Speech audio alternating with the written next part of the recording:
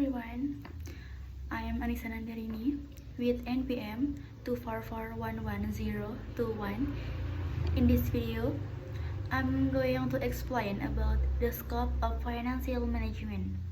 This topic is very important in understanding how companies manage their money effectively to achieve financial goals. Manajemen keuangan adalah kegiatan mengatur dan mengelola keuangan perusahaan, mulai dari perencanaan, pengorganisasian, pengendalian, hingga pengawasan terhadap kegiatan keuangan agar tujuan perusahaan dapat tercapai. Tujuan utama manajemen keuangan adalah untuk memaksimalkan nilai perusahaan serta menjaga keseimbangan antara likuiditas, profitabilitas, dan keamanan dana. Ruang lingkup manajemen keuangan mencakup beberapa keputusan penting yang harus dibuat oleh perusahaan. Yang pertama, keputusan investasi atau investment decision. Keputusan ini berhubungan dengan bagaimana perusahaan menginvestasikan dana yang dimiliki ke dalam aset atau proyek yang menguntungkan. Contohnya, seperti membeli mesin baru, membuka cabang baru, atau mengembangkan produk baru. Tujuan utamanya adalah memilih investasi yang memberikan return tertinggi dengan resiko yang terukur.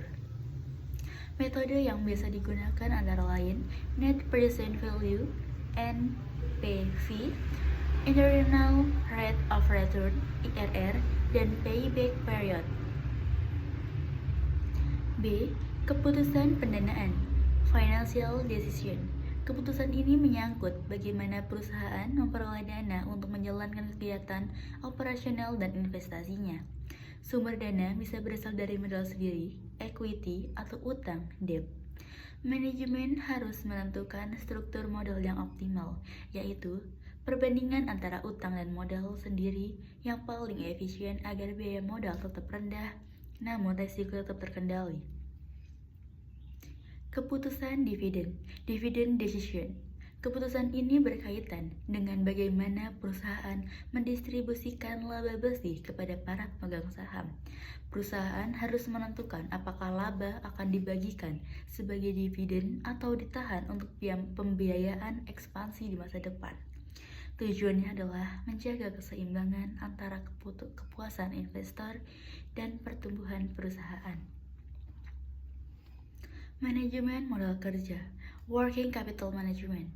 Ruang lingkup ini berfokus pada pengelolaan aset dan kewajiban jangka pendek, seperti kas, piutang, dan persediaan. Manajemen modal kerja bertujuan untuk memastikan perusahaan memiliki likuiditas yang cukup agar dapat menjalankan kegiatan operasional harian dengan lancar tanpa kekurangan dana.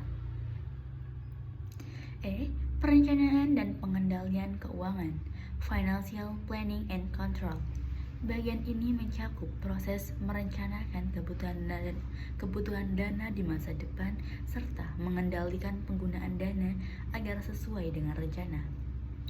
Perusahaan biasanya menggunakan alat seperti anggaran, budget, laporan keuangan, dan analisis rasio keuangan untuk mengevaluasi kinerja dan memastikan tujuan keuangan tercapai.